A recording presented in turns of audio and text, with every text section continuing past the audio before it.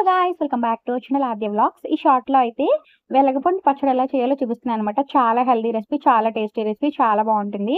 First అయితే నేను గణపతిని 5 రోజులు ఉంచాననమాట. 5 రోజులు ఉంచి వినాయకుడిని అయితే కదిపేసి పైన పాలవిల్లికి ఉంచిన వెలగపండులు అయితే పచ్చడి చేస్తున్నాను.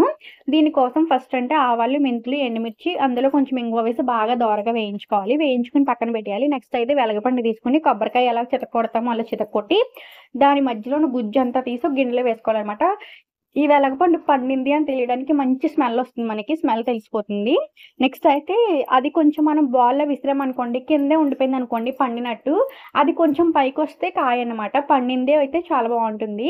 నెక్స్ట్ అయితే ఈ ఆవ, మెంతి పౌడర్ దీన్ని కొంచెం తీసుకొని నేను మిక్సీ తిప్పేసుకున్నాను.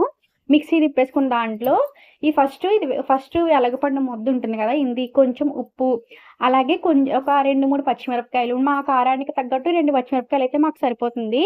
మీరు మీ కారానికి తగ్గట్టు మీరు యాడ్ చేసుకోండి. నేనైతే 2 పచ్చిమిరపకాయలు మాత్రమే వేశాను. ఎందుకంటే మా ఇంట్లో తక్కువ కారం తింటాం కాబట్టి.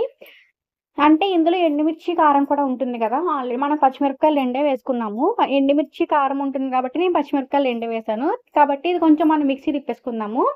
ఇది ఒక 2, 3 సార్లు బరకగా తిప్పాక దీంట్లో కొంచెం అయితే బెల్లం వేసుకున్నాననమాట. టేస్ట్‌కి తగ్గట్టు వేసుకోండి. బెల్లం వేసుకుంటే చాలా బావుంటుంది. బెల్లం కూడా వేసుకొని ఒకసారి మిక్సీ తిప్పేసుకోవడమే. చాలా బావుంటుందండి వెలగపండు పచ్చడి అయితే. ఇందులో కూడా చాలా హెల్త్ బెనిఫిట్స్ ఉన్నాయి. వేడి వేడి అన్నంలో గనుక వెలగపండు పచ్చడి వేసుకొని తింటే చాలా బావుంటుంది.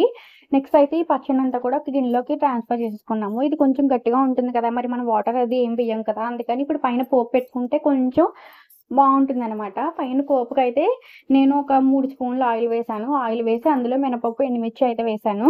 మీకు కావాల్సినట్టు మీరేమైనా యాడ్ చేసుకోవచ్చు. నేనైతే కొంచెం నోటికేదైనా తగిలితే బావుంటుందన్నట్టుగా మినపప్పు వేశాననమాట. మినపప్పు, 2 ఎండుమిరపకాయలు, ఒక ఎండుమిరపకాయ అంటే 2 దాన్ని చేశాను. కొంచెం ఇంగువ, మళ్ళీ కొంచెం ఫ్లేవర్‌కి తగ్గట్టు ఇంగువ వేసుకొని పైన ఇలా వేసుకొని కలిపేసుకోవడమే. చాలా బావుంటుంది టేస్ట్ అయితేను. మీరు వేడి వేడి అన్నంలో కలుపుకొని తింటే ఇంకా బావుంటుంది. దీని ఫుల్ వీడియో ఛానల్‌లో ఉంది. ఒక్కసారి చెక్ చేయండి. మీకు గనక మా వీడియోస్ నచ్చితే లైక్ చేయండి, షేర్ చేయండి, సబ్స్క్రైబ్ చేయండి అండ్ కామెంట్ చేయడం మర్చిపోకండి. Channel name